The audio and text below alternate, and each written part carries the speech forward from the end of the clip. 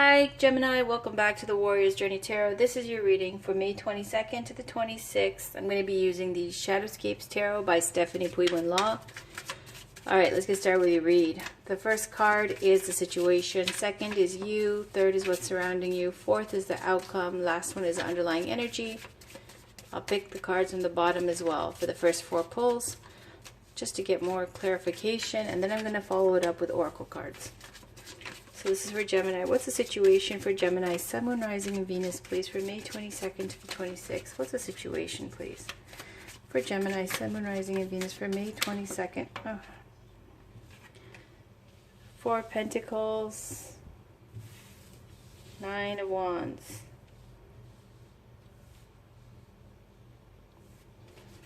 Can we get a card representing Gemini, please? Sun, Moon, Rising, and Venus. One card representing Gemini, and then I'll take one from the bottom. For May 22nd. There we go. Two more. Three cards. Side read. Okay. This is a solid move here with the Knight of Pentacles. Can be a Virgo, Capricorn, Taurus in your life. This could be just about a move to another country, another home, travel. This Page of Swords could be about studying something new, collecting information, doing your due diligence about a topic here. A little bit of a nervous energy with this, but just wanting to be sure. And so you're making sure you know everything before you make a move. It's also the card of a stalker or spy.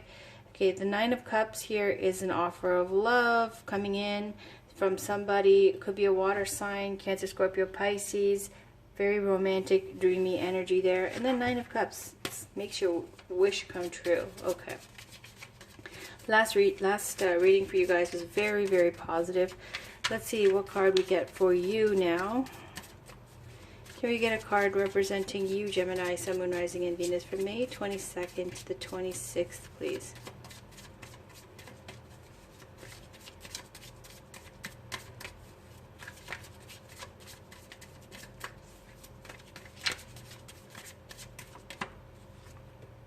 Lovers, there you are, Gemini. And the Knight of Swords. Alright, let's see what's surrounding you.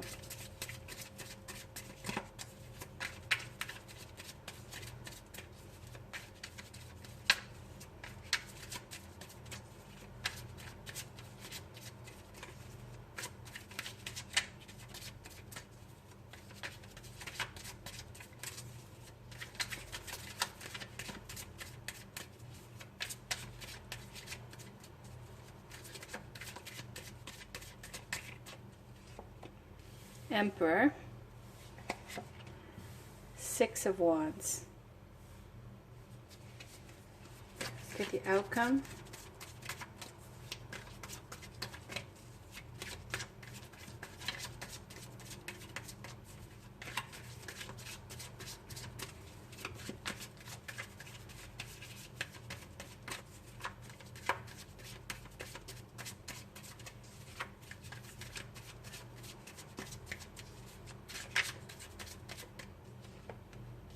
Seven of Cups, Two of Swords. Underlying energy is the Magician. Okay, Gemini, sorry about that. So the Four of Pentacles is the situation, and it's telling me here that this is the energy of being a little bit miserly or greedy, but in love and romance it can mean just kind of being closed off, unreceptive. This is where you see how this dragon is protecting its treasure. You'll get this energy of someone who's protecting what they have, their material goods, their feelings, their heart, all of that kind of energy. You get that with Nine of Wands too, this kind of defensiveness.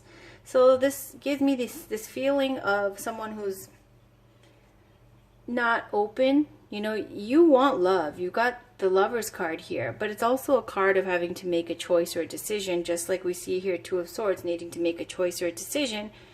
But the Four of Pentacles and the Nine of Wands, which is a Wounded Warrior card, this is telling me that, you know, whatever didn't work out in the past, past relationship, has left you a little bit, you know, not over it, not completely healed. I don't know, man, like just having that feeling still. I don't know if people completely heal.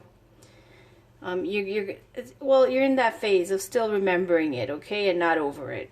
And the Four of Pentacles is a result here. That's the situation, you know, just being closed off and unreceptive, maybe a little bit paranoid, a little bit, not even paranoid, maybe just not trusting people readily or easily. And also you get this feeling of when the dragon protects its treasure, right? What is this person's motivation, whoever you're dealing with? Are you worried that they're in it for coins, right? Your coins? Is that why you're guarding it and you have your guard up? Because, you know, you see that you got this Lover's card, and it's a choice that you can make as well, whether you pick to be solo or in love. But it's clarified by this Knight of Swords. So this Knight of Swords energy in this love situation here, whoever sparked your romantic interest, and it looks like someone very powerful with this Emperor card, but the Knight of Swords in love and romance is somebody who's kind of doing this for the clouds, okay?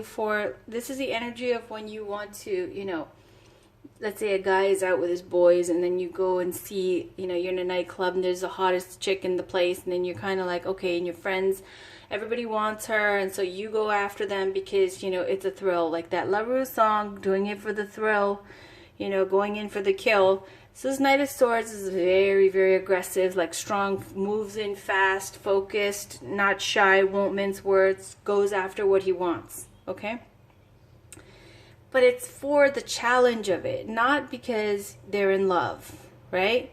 Now, around you, you've got this Emperor energy. This could be someone who's an Aries, but regardless, a powerful energy. Somebody who could be a boss, have their own business, successful, slightly maybe perhaps domineering or controlling, commanding.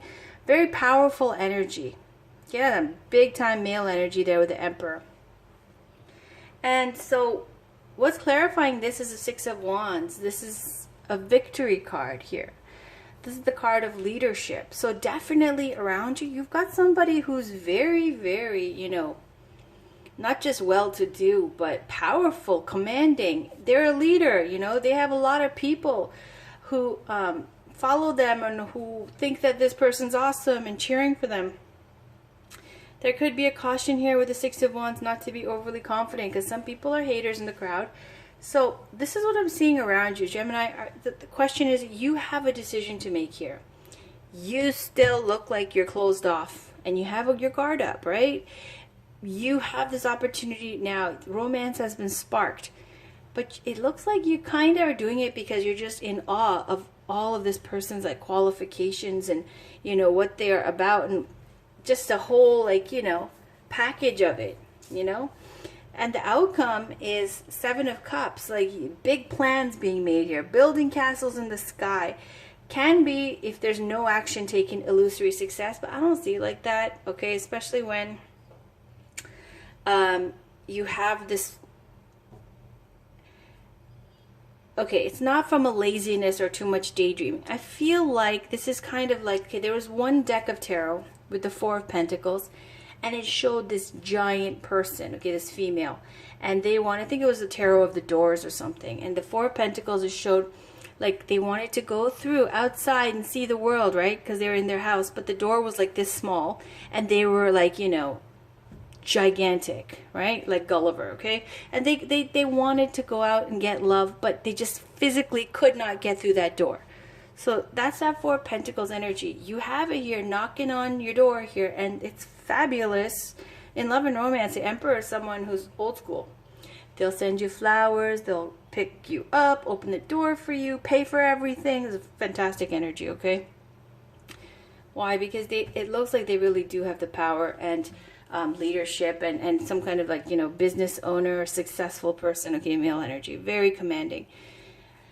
And, you know, you might find this very attractive. Now, your Lover's card is here, so, you know, your interest has definitely been sparked. But underlying this clarifier here is Knight of Swords. It's kind of like this is thrilling for you. You know, you're excited. You're absolutely determined to jump in and go after this. But the situation here is saying Now, I don't know if it's the Emperor who's like this or if it's you who's like this, okay? Because this dragon is protecting treasure.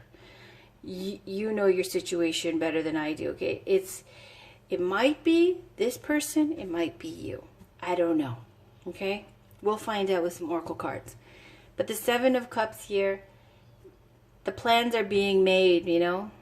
That look, one person's making plans, the other one's reading the fine print. They're both making plans, okay? It looks like this fabulous, like, coming together here, where all the options are available with Seven of Cups. Depends on what you want, what you truly want, and to focus your attention there. Something that you can live with long term. Also, this Emperor energy could be older than you, okay? I'm not saying they're ancient, but they could be a little older than you. But Two of Swords is now showing, let me pull it down out of the glare. This is a card of stalemate, indecision, not fully ready. It's like a little bit stuck here. You haven't made a choice. These plans are being made, things are happening, but you haven't fully committed yourself yet, okay, with this Two of Swords. Why? Because there's this Magician energy down here, underlying the energy for the whole, you know, situation here. And in love and romance, I always say this Magician, it's like a, you know, this is a very emotionally distant kind of person, okay? They're more like a scientist, okay? It's kind of a scientific thing. They've got the pentacle, the sword, the wand, the cup. They can use all of these different things to manifest what they want. So in love and romance, it's like shooting fish in a barrel. The Magician knows what to say, what to do, what to wear, and that's going to get him the desired, or her, the desired result that they want. Okay, so there is a little bit of a manipulative or a trickster vibe with the Magician, but it's not terrible. It's just somebody who cleans up in that way, okay? So, you know, if you've got it, you've got it. So up to you how you manifest it here. So let's just see where this goes. This is a new deck I got. This is the Kitsune Oracle deck by, who is it by? Something Cavendish? Lucy Cavendish. All right, let's pull a card here for Gemini, Sun, Moon, Rising, and Venus for May 22nd to the 26th, please. Can we get a card, please, for Gemini, Sun, Moon, Rising, and Venus from May 22nd to the 26th, please?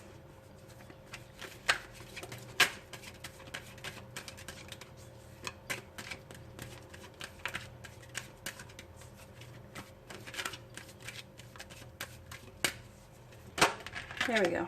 It says rituals and offerings. Beautiful. All right, I'm going to put this up there. And then let's take a peek on the bottom. The Garden of the Night. Look at that, very full moon, thoughtful.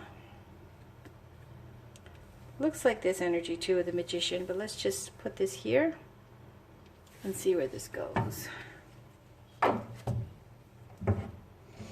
All right, so let's read number 29. Rituals and offerings. There is a time to work alone and a time to join and raise power with others. This is that time, dear one. It is time to make a pilgrimage with like-minded others to a sacred place with a goal. This place could be near or far, but it must be to a place which holds the enchantments of the in-between. You must step beyond the everyday and become a part of the powers of the other world for a time, in order to bring more of that magic through to the everyday world in which you reside. When you do this, be it alone or with others, you will be returning the light to the world, reminding others of the power of hope, and restoring a sense of the sacred to your own self.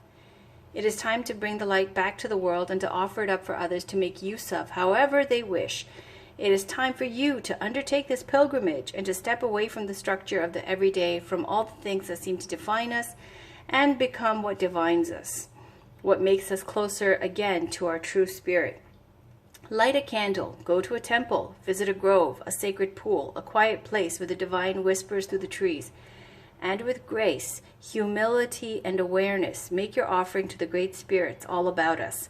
When you do this, the borders and the barriers between the world of magic and the ordinary world will thin until they vanish, and in one beautiful expanse of time, all will be one, all will be beautiful, and all will be as it truly is once again.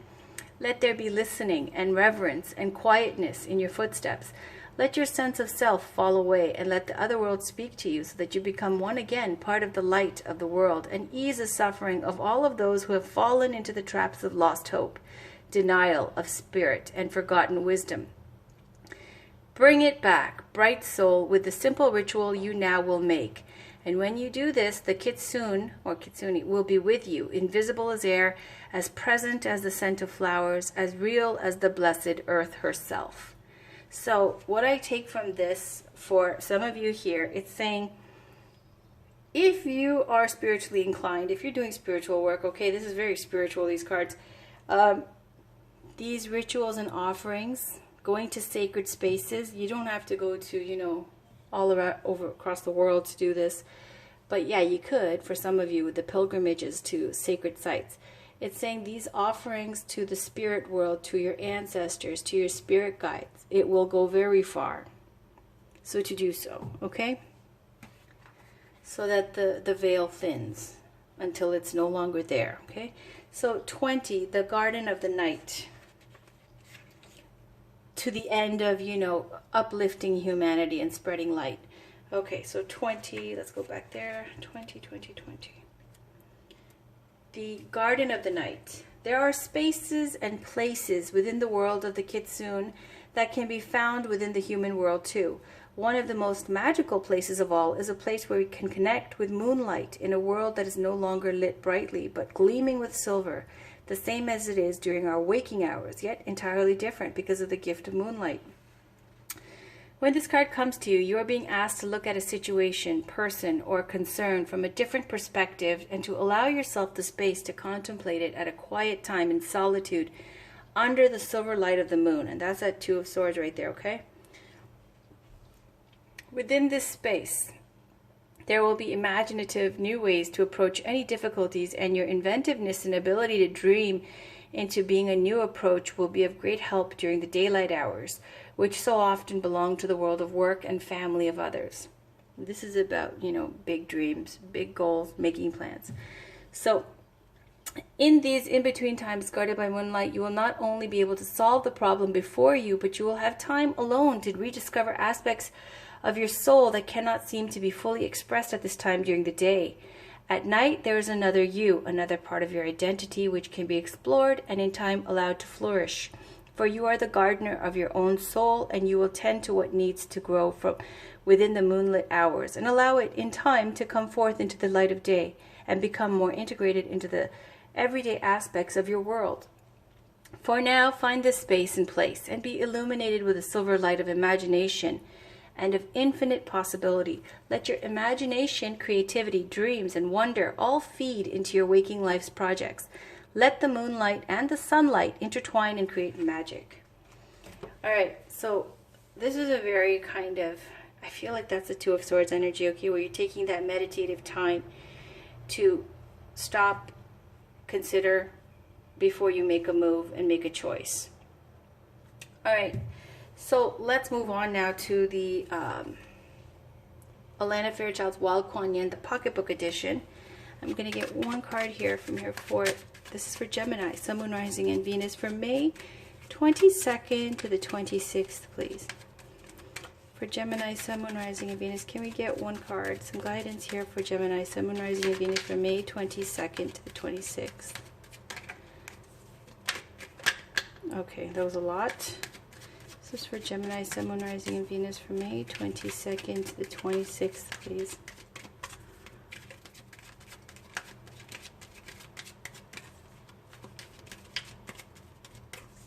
I'm going to stop here. Oh, there we go. All right, this fell over here. So let's see. The divine plan is always happening. Even if all appears to be going backwards at an alarming rate, do not give in to doubt. Do not dispense with trust. The ocean appears to pull back in order to build another wave that will soon reach the shore. So it is with the unfolding of life and the mysterious workings of grace. Trust unconditionally. Celebrate. Love your body and live your dreams. I want you to experience all that life has to offer. I want you to see your dreams coming alive in the world. When you love the sacred soul animal of your body as I love you, then you will manifest all that is divinely meant for you and thrive. So I'm going to leave that. That's very straightforward. Let's pull 2 cards here, one from the top, one from the bottom of Miracles Now by Gabrielle Bernstein. This is for Gemini, Sun, Moon, Rising, and Venus from May 22nd to the 26th, please. For Gemini, Sun, Moon, Rising, and Venus from May 22nd to the 26th, please. Sorry, 1 second. All right, sorry about that. So here we are with the Miracles Now. I'm going to take a card from the top and from the bottom.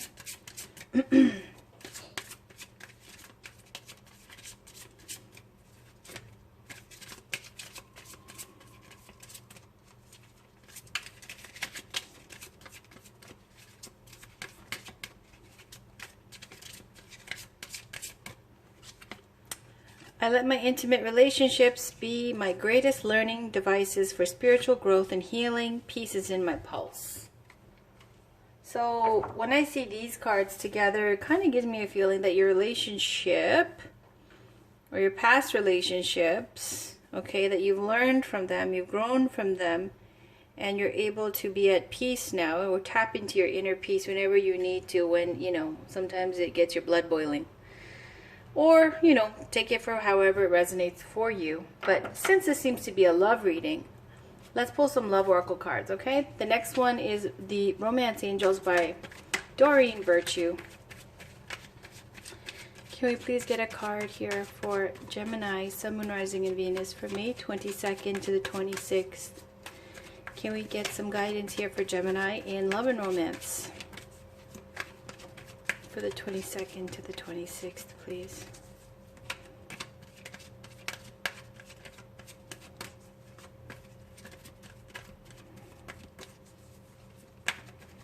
Also, you know, this card, and this card, and this card, they all give me a very, like, you know, night owl kind of vibe here, you know, staying up late kind of thing.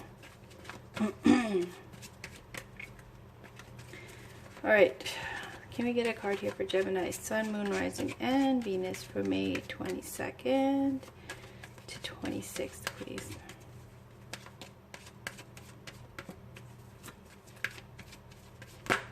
All right, so you got 3 cards. You deserve love. You're lovable, worth waiting for. Divine timing is at work in your life. Deception. Someone is wearing a false self mask in this relationship. And let's take a peek on the bottom very soon. Clearly decide what you want so that it comes to you now. Let's put that there too, okay? All of them. What this is saying, I feel like, is that, you know, this is speaking to these affirmations that we make for ourselves, that we need to make for ourselves, saying we're lovable, we're loved, we're loving. And why we need to do that is because we've got this 4 of Pentacles and the 9 of Wands, wounded warrior. When something's injured us or we're feeling vulnerable, we don't want to be vulnerable, so we close up. And it's saying here, don't do that. You deserve love. Try affirmations if you have to. Try journaling if you have to. Whatever that'll, you know, brainwash you back into you being, you know, your healed self. So it's saying you deserve love. Now, worth waiting for, deception, and very soon. If you're in a situation right now, romantic situation, there's some kind of deception involved, and this could be something mild as like everybody acting too polite or trying to be something they're not, or putting on one face and then, you know, that real you will come out later. And I'm not saying this is you, Gemini. I feel like this might be the person you're dealing with. But saying don't worry, because divine timing is at work, and especially with rituals and offerings too, okay, with your going to sacred sites, spiritual offerings and stuff like that. It's divinely guided, your partner. It's going to come very soon. And this likens love to putting an order in at a restaurant. You put an order in, you get something, it doesn't work out, and then you're like, oh my God, you complain that this was not what you wanted. And this oracle card, these oracle cards are saying, it's just, you know, not a big deal. You asked for it, but you didn't know that that's what you wanted, or you didn't want. And then you know, just return it and know next time what it is that you really want. Especially with that 7 of Cups energy, before you invest your time and, you know, make commitments to things that you don't possibly want to be in long term. This looks like a very interesting person, very powerful, very, you know, enticing and exciting. Okay, it might even be a little bit like of a, you know, challenge for you, but seeing with the 7 of Cups, I feel like the Seven of Cups always comes with a warning. I said I had an epiphany about the Seven of Cups. There's some kind of NBA, I don't know his name, and I don't want to stop talking about it, even if I did remember, because I feel bad. But this NBA player, you know, all of a sudden went from nothing to fabulously rich with people throwing themselves at him, and then, you know, he gets caught out there doing all kinds of like craziness. And then you end up having to pay for these choices because you weren't prepared for all of these, like, you know, fans, groupies, everybody throwing themselves at you. So just like that with the Seven of Cups, I feel like it comes with a warning of when these options or opportunities present themselves. It's very exciting, you know, very enticing, but making sure out of these 7 cups to know what it is you really want long term that's going to be the best fit for your life before you commit. And then it turns into another messy situation. So open up, you deserve love, affirmations. It's going to come very soon, and that's the good news. Right now, this deception card is just saying, you know, not everybody's being fully honest about their intentions here. So I'm going to pull one Divine Feminine Oracle card here. I'll put it here, just one. I'll take a peek at the bottom. I'm only going to talk about one, though. This is by Rebecca Campbell. Can we get one beautiful Goddess, Saint, Ascended Master, Buddha, Dakini, please, from all over the world? Can we get one for Gemini, Sun, Moon, Rising, and Venus from May 22nd to the 26th? Some guidance here. For Gemini, Sun, Moon, Rising, and Venus from May 26th. Oh, there we go. We got 2. Oh my God, this goodness. Okay. Oh my Godness, goodness. Sorry. Aquilanda, the goddess of never not broken. Everything happens for my liberation. I choose to become only more love. Now, when I get this card for readings, it tells me already that somebody who doesn't want to acknowledge, or, you know, kind of pushes their grief or their like weaknesses or their vulnerabilities down. They don't want to talk about them. They kind of just push it away and like leave it in a box on a shelf and forget it. But Aquilanda is saying here, don't do that. Saying that, you know, whenever bad things happen or things don't work out or there's disappointments and something that kind of sideswipes you in life that you didn't expect, like tower moment, okay? It's saying that embrace those times that break you, that make you vulnerable, because if you're always broken, then you can never break. And I know that sounds so depressing, but it's kind of tapping into that energy of like this kind of warrior spirit, okay, where you're not someone who's never been injured before, you know, like this like kind of egg that's so fragile that if you break, oh my God, you know what I mean? You're someone, if you're already broken, nothing can happen at that point, you know, like you can't be broken. And then it goes on to say that it's only the ego that gets broken, not your heart. Your heart's not permanently broken. It's just saying that's the ego that gets broken, and that's a good thing because that leads to liberation. Then you got Mary Magdalene, the apostle to the apostles. I am the bridge between heaven and earth. I am fully human and fully divine. And we know the story with Mary Magdalene. She's holding this, like, I think cosmic egg in her hand. But let's read about when your soul selects her card. Now, I've already addressed Aquilanda here. Thank you, Goddess Aquilanda. I'm going to put this one kind of here, okay, and I'll put this one over because I can't put the goddesses down, so I'm going to put her up here as well, okay? Okay, so let's read about Mary Magdalene. It's not in alphabetical order. Let me find her. Number 1, there, all right. When your soul selects her card, Mary Magdalene represents the fierce, unwavering love that we all have access to within our own vulnerable hearts. It's a love that renders all things sacred, from the animals to the angels, from the poorest to the most powerful. It's a love that sees the inherent worth of all things, and it's a love that remains even through the darkest times, even through death. Her love is the one that resurrects us. The Gospel of Mary Magdalene relates that Jesus came to unite us, to demonstrate to us a true human being. An anthropos, meaning a person who is both fully human and fully divine. This is what Mary became, and it's why she was so beloved to Jesus. She didn't seek to follow him. She sought instead to become her true self. Mary Magdalene reminds us that we have the power to receive vision from within. We are worthy of such proximity to the divine because that's the other half of what it means to be truly human. She reminds us that there's a bridge between heaven and earth and that we are that bridge. And she wants us to remember that the truest church we can ever enter is in the heart. This is where our true power rests and where love never ends. Soul Voice meditation is, where has my love not yet reached? Intention, I am the bridge between heaven and earth. I am fully human and fully divine.